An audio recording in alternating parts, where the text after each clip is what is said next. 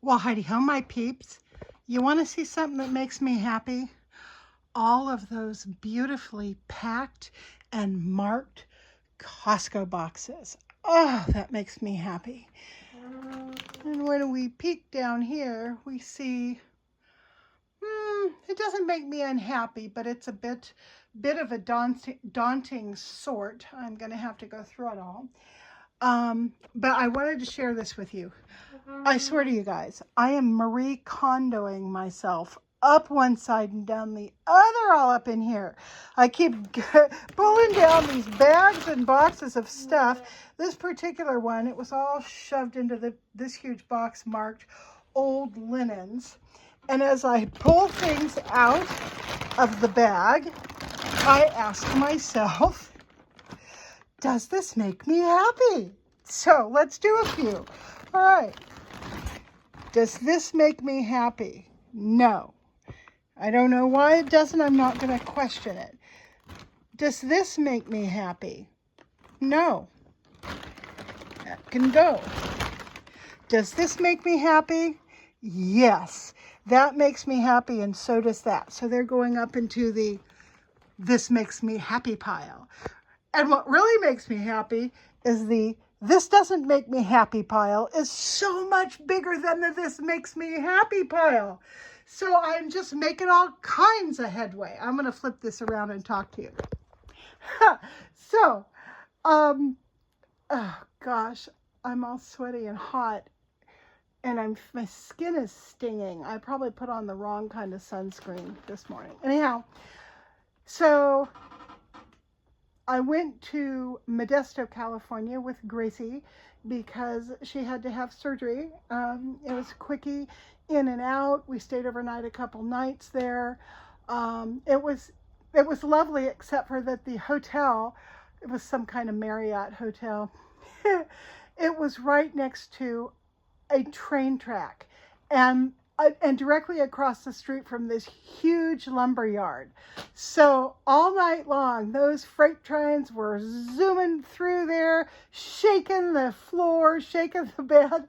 Then they would stop, and they would either drop off a load of lumber to be unloaded or pick up empty cars to be loaded back. It was an eventful night.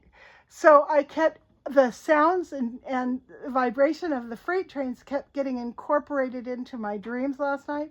I feel like I slept 10 minutes. However, we drove back from Modesto today. It's only about an hour and a half from where we live. And I drank a big glass of water, and I decided that I needed to get out here in this container and continue sorting because this makes me happy. Here's another pile of happy.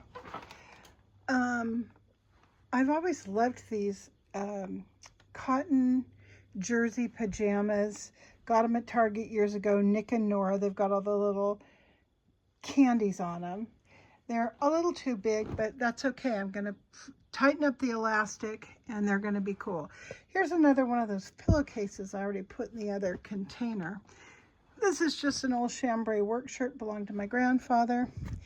And then this is a white linen shirt that fits me now. So those make me happy. But here's the pile of unhappy. Alrighty, I've got old tie-dye shirts with holes, pajamas that for some reason or another make me unhappy, just weird thermal shirts that screw up my skin, ugly tops, just ugly, was always ugly, is still ugly. This thing was so uncomfortable because it was nothing but polyester. So that sucker's gots to go. This polyester shirt, probably wore it to work, hated it then, hate it now. More weird waffly fabric that my body can't stand. I can't remember what this pink top was all about. It's just like a pink satin. Looks like it was made out of somebody's old bed sheet. Big, huge tunic-y thing. But it makes me sad. I don't know why. It just makes me sad. So it goes into the sad pile. pajama top. Again, another Nick and Nora from Target that has sweets on it. Makes me sad. Don't know why. I don't know why that makes me sad. Yet, the one that I'm keeping over there with the little candies makes me happy. I don't know. All I know is that's my reaction. More pajamas that make me sad. More sad pajamas. Sad pillowcase. Now, this does not make me sad. This was the jacket Grant was wearing the day we met when he came wafting down my driveway to ask to use the phone. And I'll show you why I really love it. It's a, it's an army jacket. I forgot what you call these. But this is the thing that I loved. When I saw this, more chills went up and down my neck. This is apparently the person's last name, Verity. And Verity, for those of you who know, means truth. And I saw that word as I was talking to this new and strangely interesting man. And I knew it meant something. So I snagged this out of his drawer a year or two later, and I've been holding on to it. Don't know why. Maybe just so I could tell you guys this story. Maybe that's why. Here's a 100% wool peacoat that is mine. My mom bought it for me.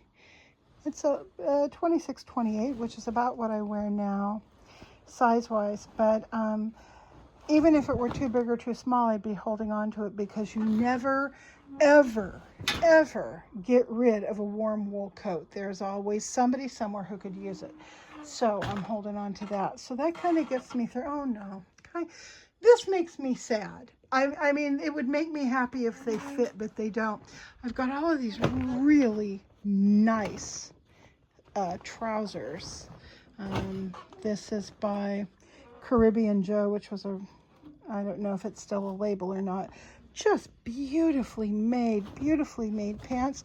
The problem is they don't fit me because they're made to fit someone who is pear-shaped, who has a big butt and thick thighs, and in comparison to her waist. I'm the exact opposite.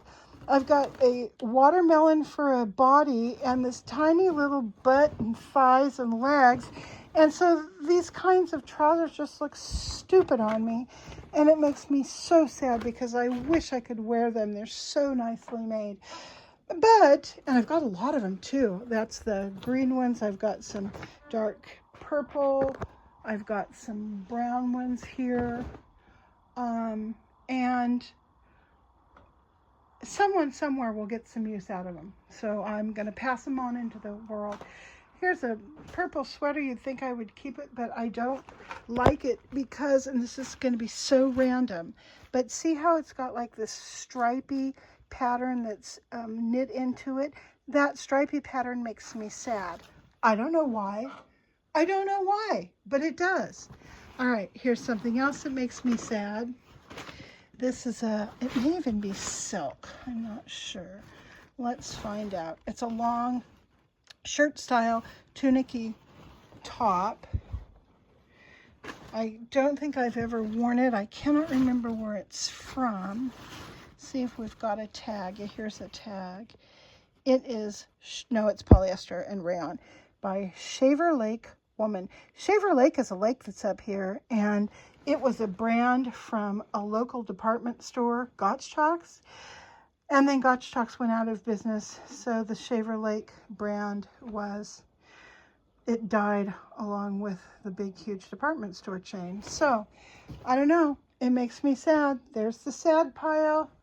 There's the happy pile. I'm doing so well.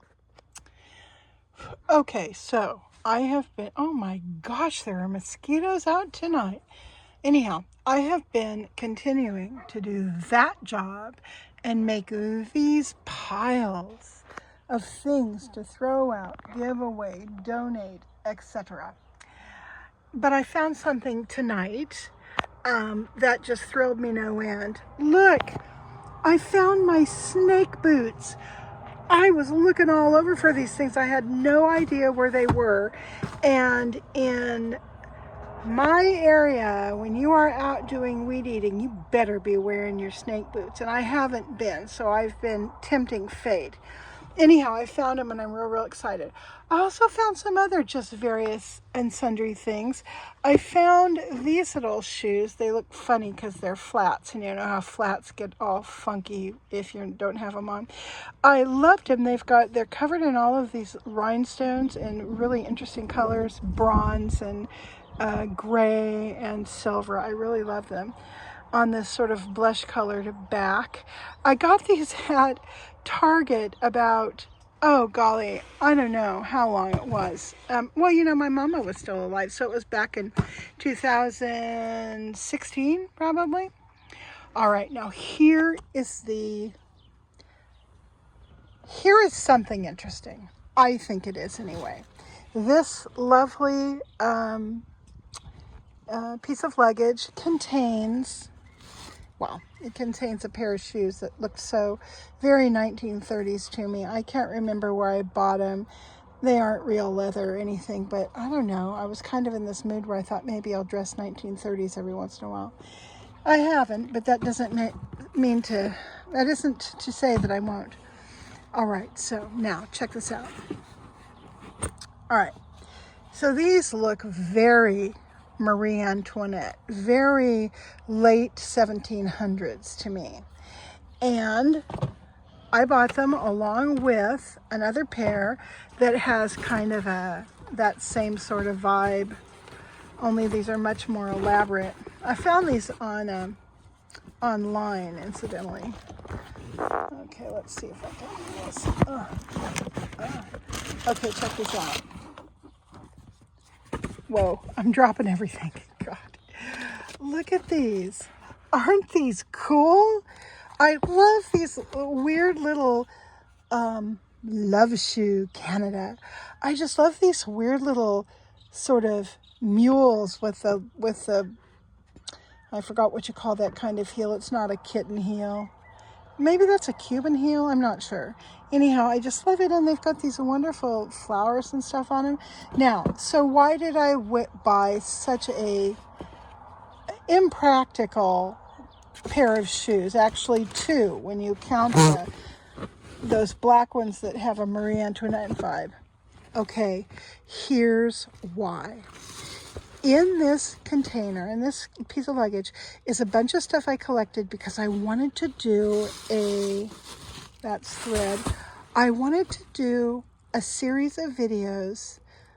Well, I'm going to turn this around. Okay, so I wanted to do a series of videos where I dress up kind of like a 1880s Wild Wild West hooer, a soiled dove, if you will. And I've got corsets in here, and I've got silk stockings in here, and I've got patterns to make, you know, corset covers and drawers and all kinds of stuff. So I was going to make these costumes, right, and wear these funky shoes and the silk stockings that come up to your knees and all that stuff. And I was going to tell stories from that time, dressed in that era, only I'd be drinking whiskey or something. And so I'd be, you know, 2.5 sheets to the wind as I'm lolling on some, you know, piece of Victorian furniture, telling these stories about the West and the interesting people that, you know, tamed it out here. And boy, I tell you, there are a lot of stories. You have the, you know, all the immigrants that came over and turned this valley that I live in into just ideal farmland. They would do truck gardens and feed the people who were here. There's a lot of disturbing history as well. The history of the basically the annihilation of the native people that were here before us and some of that awfulness. But it's all part of the story, and I wanted to talk about that, and I thought it would be fun to do it as if I were at the end of my long working day having a drink and talking about what's going on in my world. So I may someday do that, I don't know, but let me show you. So in addition to having things like, I don't think they had fishnets back then, but I'm going to take some poetic license. I also have some interesting dress patterns, and then I have this lovely corset. I've got about, I don't know, 4 or 5 of these in different colors. I don't know if they're going to fit now or if they will ever fit, but do I want to go for a ride? I don't know. Grant, here's Grant. What sort of ride are we going on? Well barn. Why? We got a power outage, right? Right. They say they don't know where it is, but It's I heard there's a fire up on Well barn. Oh. Well, I have the outage map. I have the outage map too. Okay. But the PG&E can't tell us what's the cause. No, they don't know yet. And that's ridiculous. Okay, Grant's all up in arms about this power outage that we're having. So I think I'm going to end my video here. So what do you guys think? Would that be fun to see a series of historical videos with me dressed as a really tired, semi-drunk madam talking about the stories? I think so. I think yes, but I want to know your opinion. So on that note, I will say goodbye. Bye.